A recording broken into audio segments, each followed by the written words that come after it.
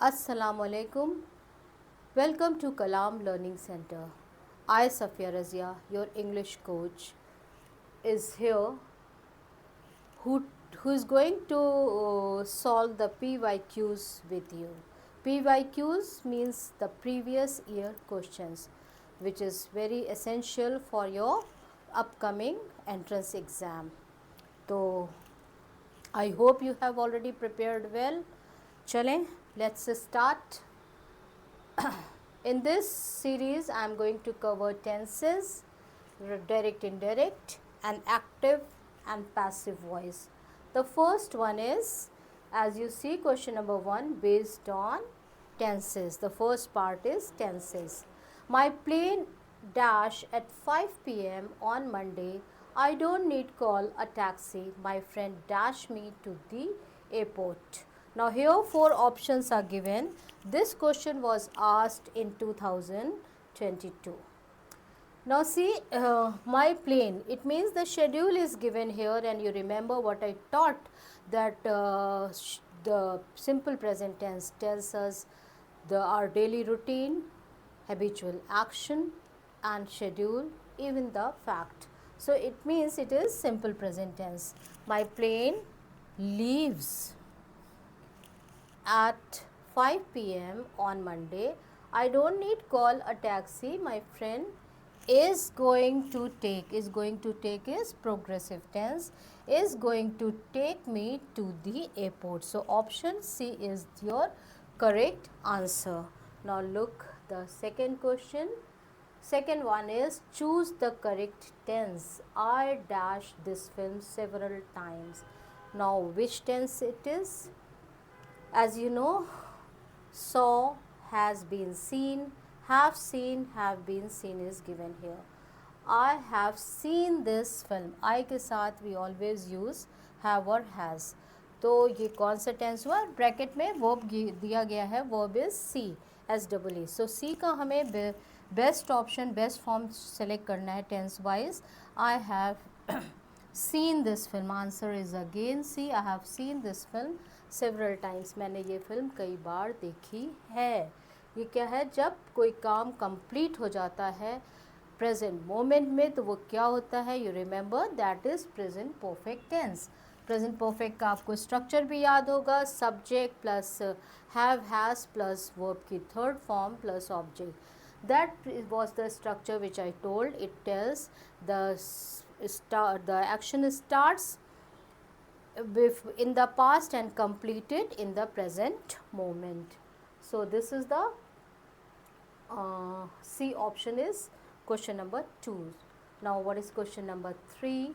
C, choose the correct tense. Now you have to choose the correct tense. Dash I dash a letter to her yesterday. अब बात हो रही है yesterday की, past की. It means this tense is about the past. But past में कौन सा है ये हमें देखना है.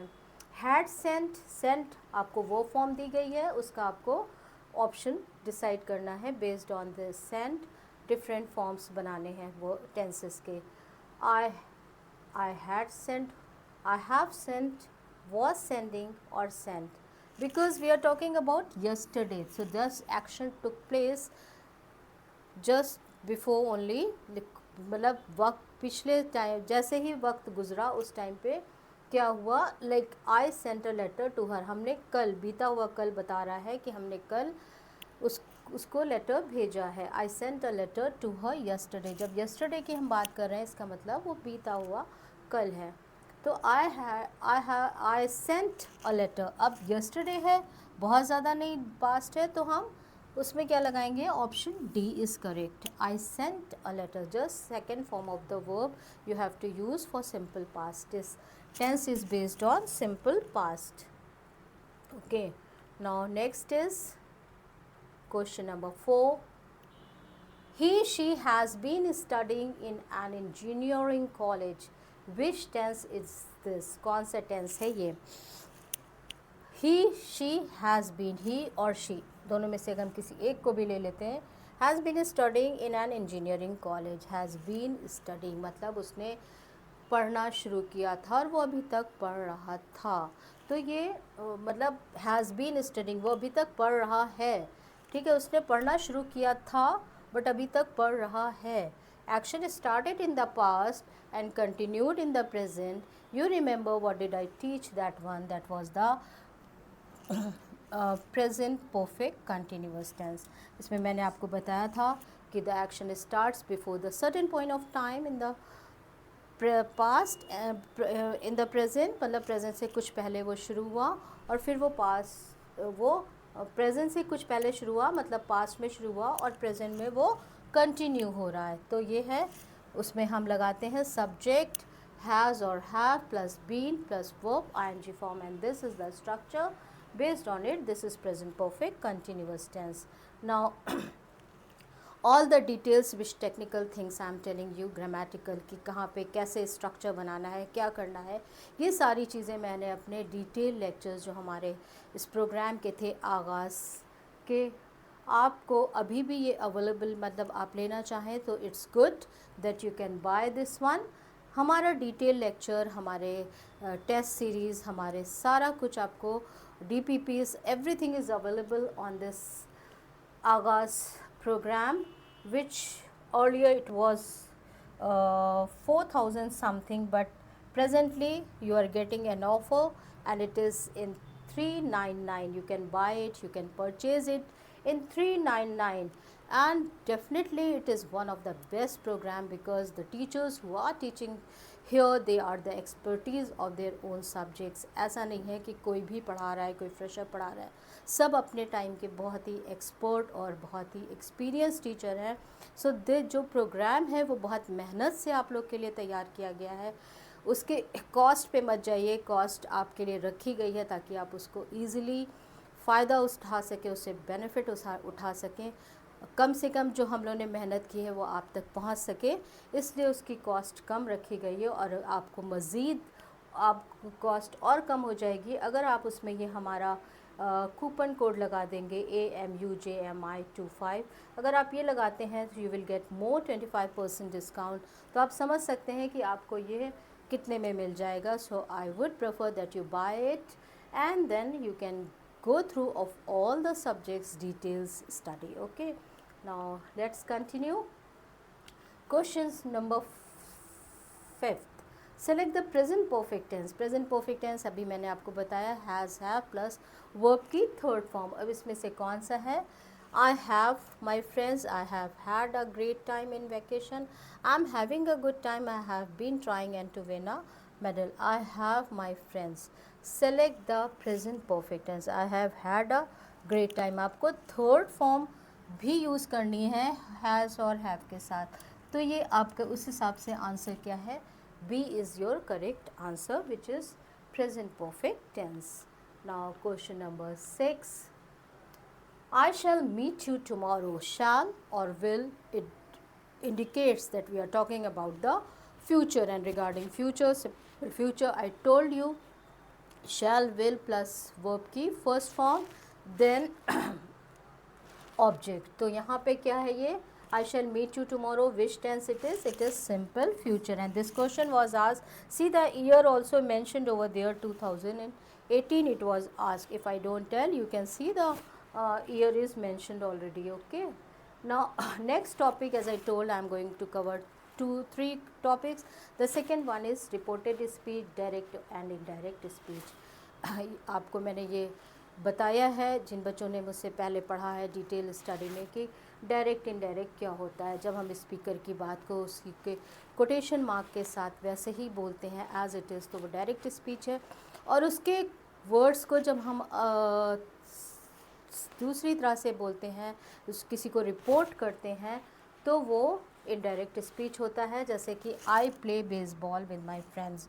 अब व्हाट डिड शी से, इसने इससे कहा कि I play baseball with my friends. ये पूछ रही है उससे कि उसने क्या कहा। तो ये बच्ची अपने वर्ड्स में कह रही है, she said that she plays baseball with her friends. उसने कहा कि वो ये बता रही है।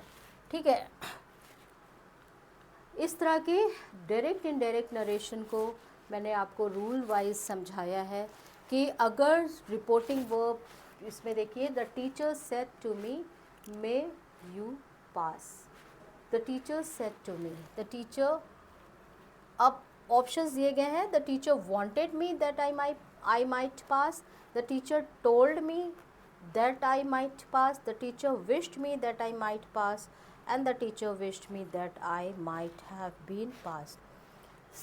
देखिए मे का पास्ट टेंस माइट होता है, ठीक है। अगर रिपोर्टिंग वर्ब पास्ट टेंस में है, ये वाला पार्ट रिपोर्टिंग वर्ब कहलाता है। अगर ये पास्ट में है तो रिपोर्टेड स्पीच का टेंस भी चेंज होगा, और अगर ये रिपोर्टिंग वर्ब प्रेजेंट और फ्यूचर में है तो रिपोर्टेड स्पीच का टेंस चेंज नहीं हो सकता है। ये मैंने आपको अपने सारे डिटेल्स में बताया हुआ है। तो अब यहाँ पे क्या है, the teacher said to me, मतलब द टीचर या तो टोल्ड मी होगा या wished me. The teacher wished me that I might pass, may you pass, I might pass, you के लिए आई आ जाएगा, ठीक है। तो answer C is your correct answer. Now what is question number 2? Question number 2 is the indirect narration of he said to me, do you know me? He said to me। अब ये question है जहाँ पे interrogative sentences में जहाँ पे yes और no वाले आते हैं उनमें हम वेदर और इफ़ का इस्तेमाल करते हैं, उसमें कंजंक्शन दैट नहीं लगता है और क्वेश्चन मार्क भी नहीं लगता है, आंसर में फुल स्टॉप लगता है। जहाँ पे थोड़ा सा एक्सप्लेनेशन होता है, अगर हम आपसे पूछ रहे हैं वेयर आर यू गोइंग, तो वहाँ पे कंजंक्शन WH जो आ रहा है वो कंजंक्शन का काम करता है। जो WH वर्ड्स हैं वो कंजंक्शन के काम करते हैं, ठीक है। तो इस तरह की चीज़ें मैंने आपको डिटेल में समझाई हुई है। The indirect narration of he said to me, he asked me whether I knew him, he inquired if I know him. अब इंक्वायर्ड भी सही था, लेकिन यहाँ पे क्या हो रहा है, टेंस चेंज होके नो हो गया, जबकि टेंस यहाँ पे चेंज नहीं हुआ, प्रेजेंट का प्रेजेंट ही है।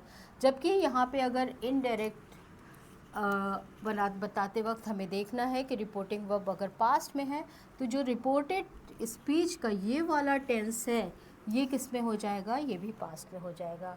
उस हिसाब से हमारा आंसर देखिए, he asked me that if I knew him, he said to me that if I knew him, which one you feel, that इसमें लगा है तो ये हो नहीं सकता, ये भी नहीं हो सकता, ये भी नहीं हो सकता। The correct answer is a, he asked me whether I knew him. Got it? And this question was asked in 2014. Now what is next? Question number 3. He said to me, where are you going now?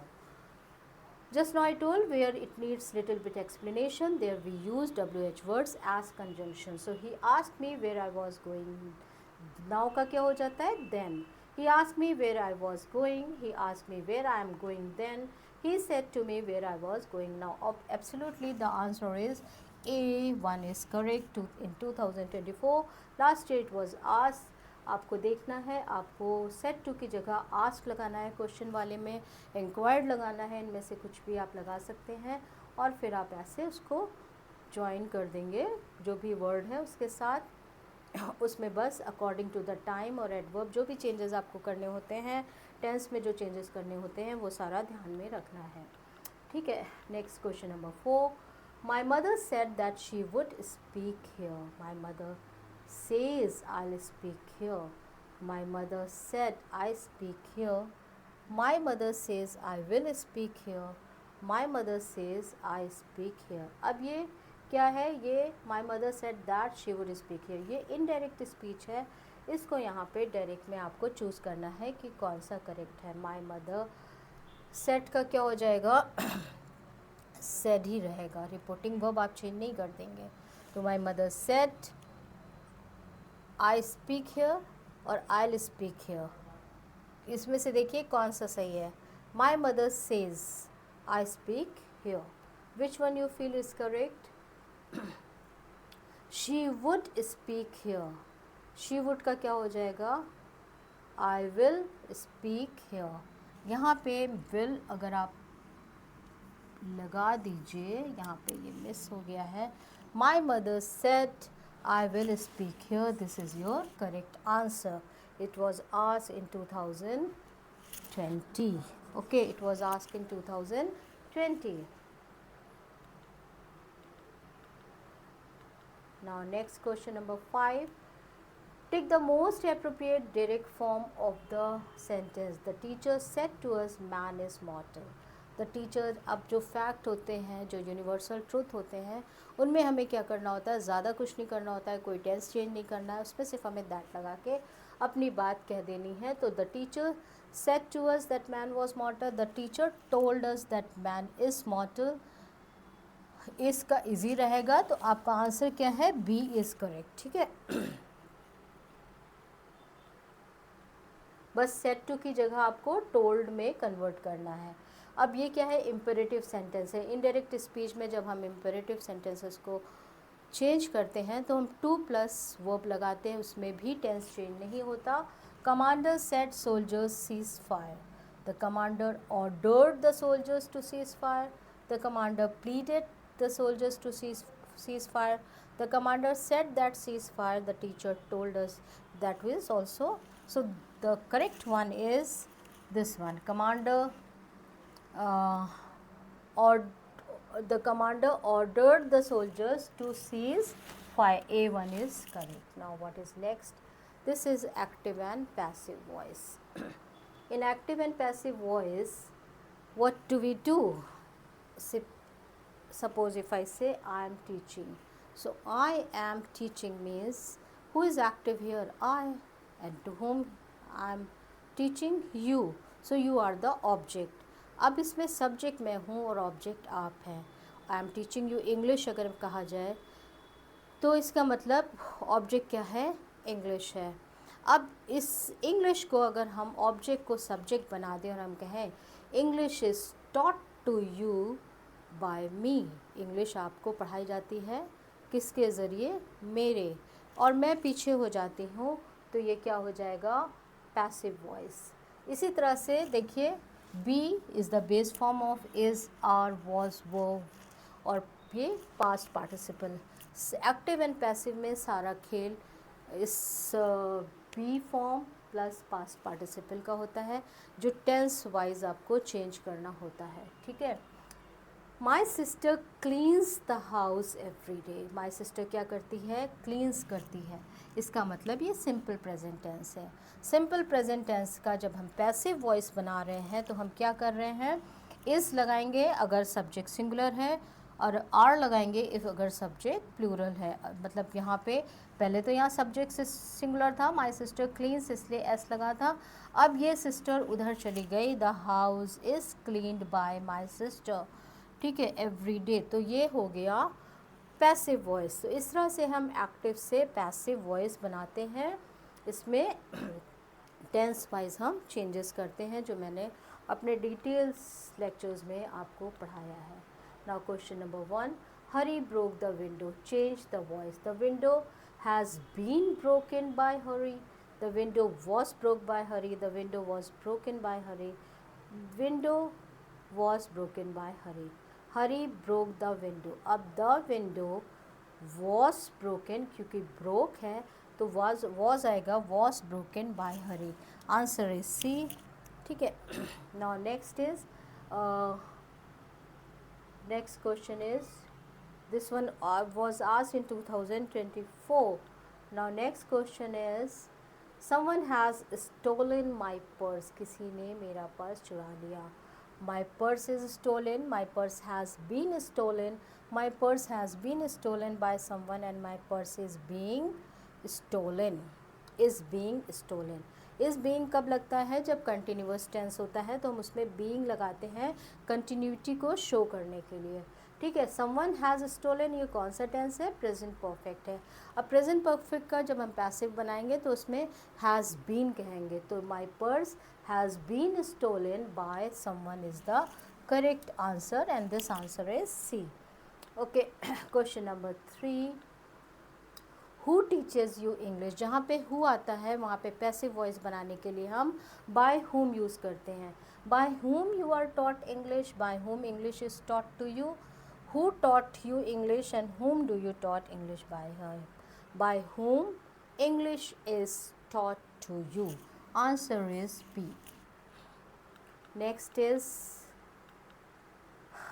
we have already done the exercise. we have already, this is also present perfect tense. The exercise had already been done by us. Already the exercise is done by us. The exercise has already been done by us and the exercise is already done by अस. यहाँ देखिए had है, इसलिए confuse नहीं होइए. हमें किस में change करना है, प्रेजेंट परफेक्ट में ही चेंज करना है. तो आंसर आपका क्या होगा, डी है. The exercise is already, sorry, answer option आपका सी है. ठीक है, the exercise has already been done by us and this question was asked in 2022. With this I conclude the session here. Okay, next session I'll take for another topics, so you have to revise it and be ready for the entrance exam. Thank you so much. All the best.